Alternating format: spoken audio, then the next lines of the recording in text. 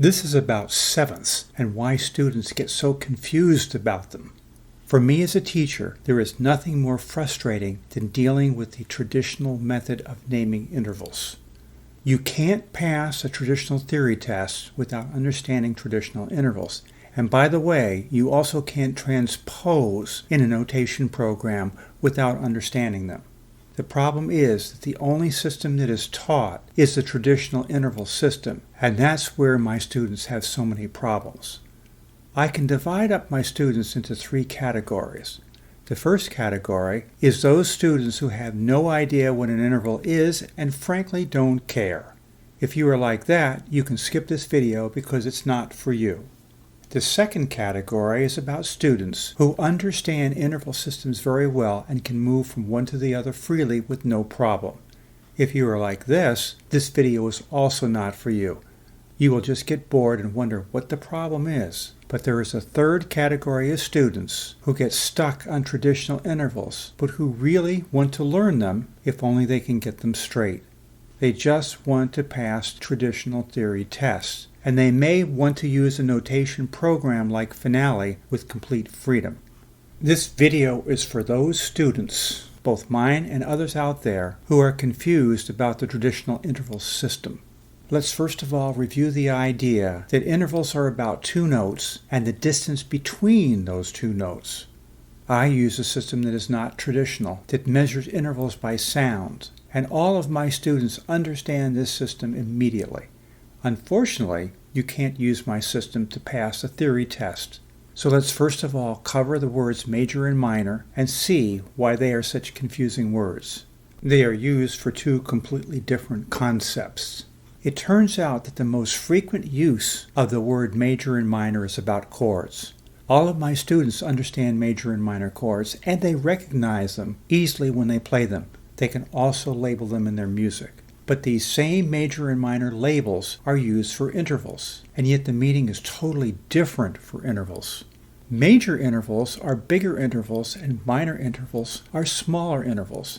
And in other languages, they are described as big and small without the major and minor labels. This is very true in German, so many of our most famous classical composers, such as Bach, Mozart, and Beethoven, never face this confusing terminology problem. Unfortunately, that is not true in English and in many other languages. Major intervals are about the size of intervals and the number of letters contained in intervals. This antiquated system counts the letter of the bottom note, the letter of the top note, and every letter that is skipped.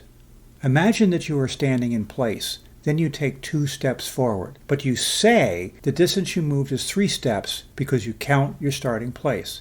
That's how weird the traditional interval system is. Tonight I'm starting with the 7th. There are more than 2 sevenths, but I'm going to stick with the 2 kinds we see most often, the major 7th and the minor 7th. The first thing that you have to understand is that these 2 7th intervals are not about major and minor chords. The major 7th interval is the one I call 2 short. It is 1/2 tone shorter than an octave. The minor 7th interval is the one that I call 2 short. It is the interval 1 tone shorter than an octave. In traditional theory, everything is about how things look on the page. So in traditional theory, the major 7th has to have 7 letters, and the minor 7th also has to have 7 letters. There are also augmented and diminished 7ths, but let's not even think about them until you have mastered major and minor 7th intervals. To sum up, the major 7th interval is 1 short and also contains 7 letters. Unfortunately, we always have to consider spelling. The minor 7th interval is 2 short and always has to contain 7 letters. If these intervals are respelled so that they sound the same but look different on the page, they have to get new names. But we'll talk about that later if everyone gets this far. Now it's time for the rabbit hole.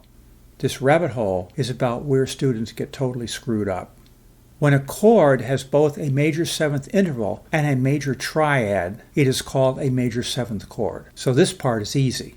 The major 7th interval and the major 7th chord go together logically.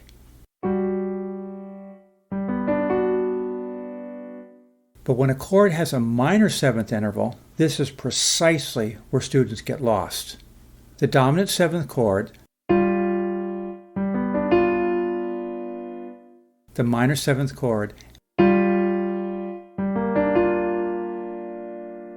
and the half diminished chord all have the minor seventh interval.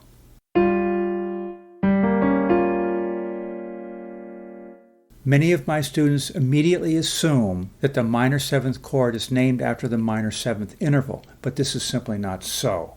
The idea that a dominant seventh chord contains a major triad but a minor seventh interval totally breaks the brains of most of my students. If my students get stuck linking the seventh interval to seventh chords, this is where it happens. So watch out. The minor seventh chord has a minor seventh interval, but the dominant seventh chord also has a minor seventh interval. Please don't forget to subscribe to my channel. Leave me comments about anything you like, comments about anything you'd like to see in the future, and remember that I consider all suggestions.